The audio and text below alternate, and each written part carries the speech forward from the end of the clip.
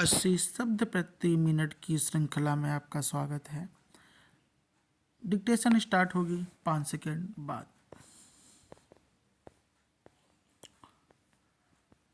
Start. कई बार छोटे देश भी दुनिया पर बड़ा असर डालते हैं, खासकर जब बात वैश्विक व्यवस्था की हो। भारत और संयुक्त अरब अमीरात यानी यूएई के रिश्ते को देखते हुए यही बात सबसे पहले ध्यान में आती है। यूएई भले ही आकार में छोटा हो, लेकिन उसकी रणनीतिक अहमियत, सोच, प्रभाव और उसके नेताओं की दूरदर्शिता बहुत बड़ी है। यही वजह है कि पिछले 4-5 दशकों से भारत की अलग अलग सरकारों ने उसके साथ मजबूत रणनीतिक साझेदारी पर जोर दिया, जिसका फायदा सिर्फ भारतीय अर्थव्यवस्था को नहीं बल्कि भारतीय नागरिकों और पूरे क्षेत्र को भी मिला।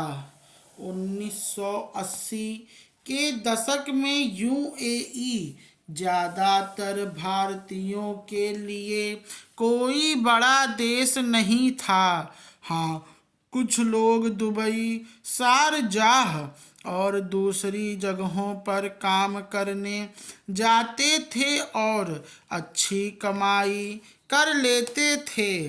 उनमें बड़ी संख्या केरल से थी, कुछ आंध्र प्रदेश से और कुछ अन्य राज्यों से भी।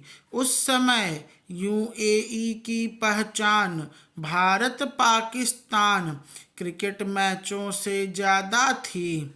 हालात 1980 के दशक के बाद तेजी से बदले।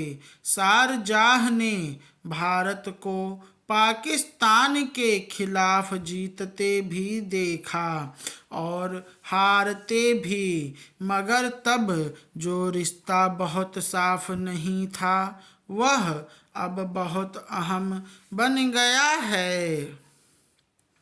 संयुक्त अरब अमीरात भले ही एक छोटा देश है, पर वह भारत का तीसरा सबसे बड़ा व्यापारिक साझेदार है।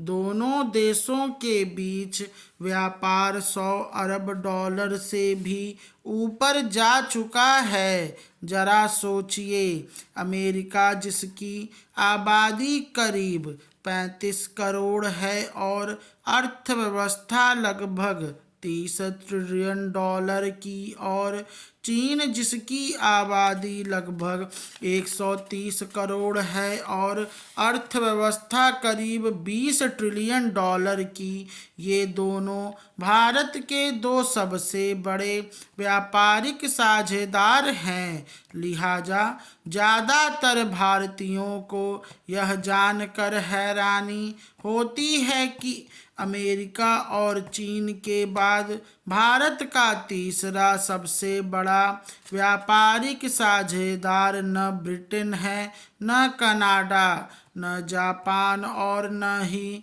कोई अन्य बड़ा देश। वह है संयुक्त अरब अमीरात। भारत यूएई की यह साझेदारी पूरे क्षेत्र के लिए बेहद अहम है।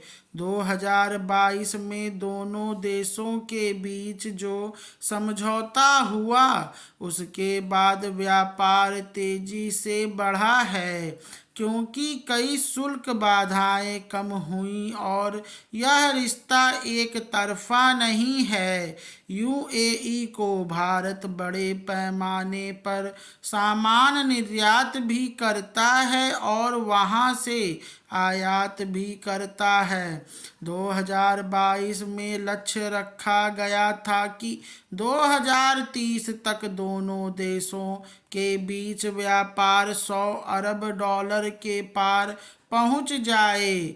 यह लक्ष्य तो 1 साल से भी पहले पूरा हो चुका है। अब $200 अरब का लक्ष्य भी असंभव नहीं लगता।